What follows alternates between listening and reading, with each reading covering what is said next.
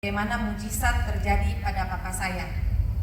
Tahun 2021 bulan April, papa saya divonis tumor paru-paru sebesar 0,5 mm. Dokter menyarankan biopsi untuk dapat mengetahui jenis tumor tersebut.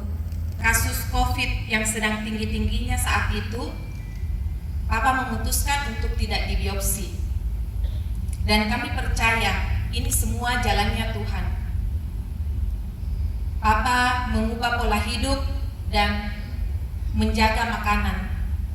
Singkat cerita, tahun 2022, bulan Februari, sesekali Papa kalau berdahak mengeluarkan seperti gumpalan-gumpalan darah.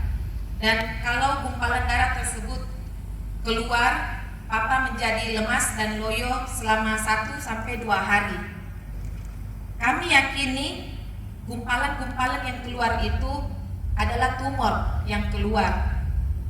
Akhirnya Papa kembali ke dokter, difoto, dan dokter mengatakan bahwa sudah mengering. Dengan hati yang sukacita, kami bersyukur kepada Tuhan. Akan tetapi, selama beberapa bulan terjadi hal yang seperti itu. Kami sepakat membawa Papa kembali ke dokter, tapi kali ini dokter yang berbeda. Alangkah terkejutnya kami ketika dokter mengatakan bahwa paru-paru Papa itu sudah penuh air. Dan dokter menyarankan waktu itu untuk membuang satu paru-paru Papa. Tapi kami sekeluarga tetap berserah kepada Tuhan. Saya ingat betul waktu itu, hari Minggu, tanggal 5 Juni 2022, Papa tiba-tiba bengkak, tangan dan kakinya bengkak, nafasnya sesak, dan tidak bisa kencing. Akhirnya Papa dilarikan ke rumah sakit Makassar, masuk ICU, dirawat selama 2 malam. Keputusan dokter waktu itu bahwa Papa dibawa pulang saja karena sudah tidak bisa diobati lagi. Kami sekeluarga percaya bahwa rancangan Tuhan adalah rancangan damai sejahtera dan bukan rancangan kecelakaan untuk keluarga kami. Kami berniat membawa Papa berobat ke Malaysia, tapi saat itu kami belum tahu ke rumah sakit mana yang kami harus pergi.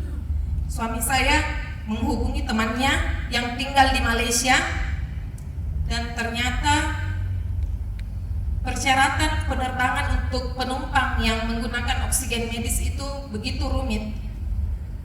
Tanggal 28 Juni 2022 akhirnya kami bisa melengkapi persyaratan tersebut.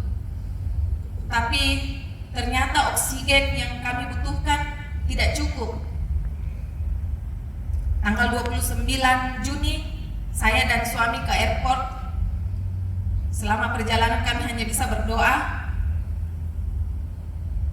Dan begitu tiba di airport mau masuk ke dalam kantor airlines tersebut, ketika saya mau membuka pintu, saya mendengar suara di hati saya yang berkata, saya hanya mau kau percaya. Dan saya jawab, ya Tuhan, saya percaya kuasa-Mu yang bekerja. Lalu saya berbicara dengan petugas airlines tersebut, menceritakan bagaimana kondisi Papa saya waktu itu yang harus terbang saat itu juga, tapi petugas tersebut mengatakan tidak bisa terbang hari ini karena pesawat sudah terbang. Saya memohon bantuan karena oksigen yang kami butuhkan itu tidak cukup.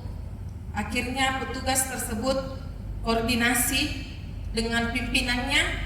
Setelah beberapa lama, puji Tuhan, tak ada yang mustahil bagi Tuhan. Oksigen yang tadinya tidak ada menjadi ada, dan kami dijadwalkan berangkat besok harinya di tanggal 30 Juni. Sebenarnya keadaan Papa waktu itu sudah tidak layak untuk diberangkatkan. Akan tetapi caranya Tuhan terlalu ajaib.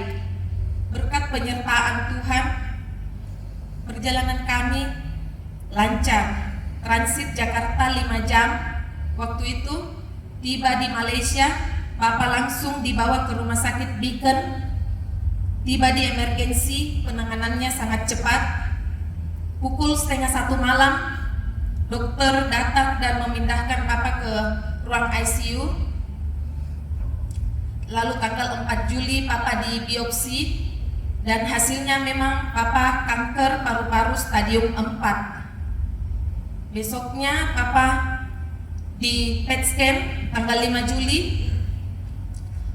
Puji Tuhan, Tuhan memberikan kami rumah sakit yang tepat, rumah sakit Beacon, dokter-dokter yang tepat, dan di waktu yang tepat. Karena pada waktu kami tiba di Malaysia, rumah sakit Beacon, dokter mengatakan bahwa 30 menit lagi jantung Papa berhenti karena sudah penuh air, jantungnya sudah ditekan oleh air.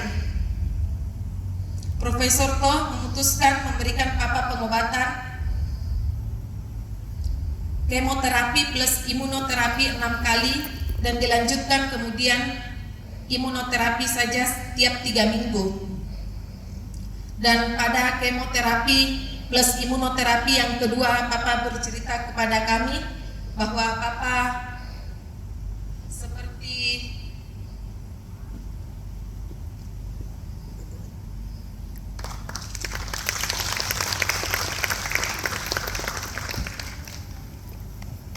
pada kemoterapi plus imunot kedua, waktu itu Papa masih dirawat di kamar rumah sakit Beacon. Papa bercerita dia bermimpi seperti ada suara seperti organ terbekas keluar kotoran sebenarnya roh dia masuk, saya langsung bangun. Kemudian begitu 2 hari saya ketemu lagi orang ada di kuburan, dia mau pulang saya bilang sakit keras, kayak dia bilang kau tidak sakit, mau pulang nih, dia ntar saya pulang di rumah. Orang suami istri. Puji syukur kepada Tuhan Yesus, semua prosesnya diperlancar. Berkat kasih dan kemurahan Tuhan Yesus, Papa sekarang semakin dipulihkan, dan kami semua percaya bahwa Tuhan Yesus bekerja dengan cara yang sempurna. Terima kasih kepada semua yang telah mendukung kami dalam doa selama ini, khususnya Ibu Nita dan Mami Susi, YHS Pinrang yang sampai saat ini masih terus mendukung kami dalam doa, dan akan kami terus bersatu hati berdoa memohon kepada Tuhan. Terima kasih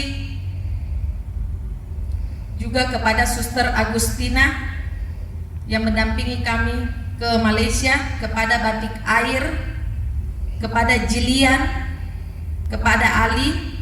Terima kasih kepada Rumah Sakit Beacon, Madam Mary, Profesor To dan istri, Ibu Nani, Ibu Deborah yang ada di Malaysia, dan Mina. Semoga Tuhan Yesus membalas kebaikannya berkali lipat. Teruslah menjadi berkat buat semua orang.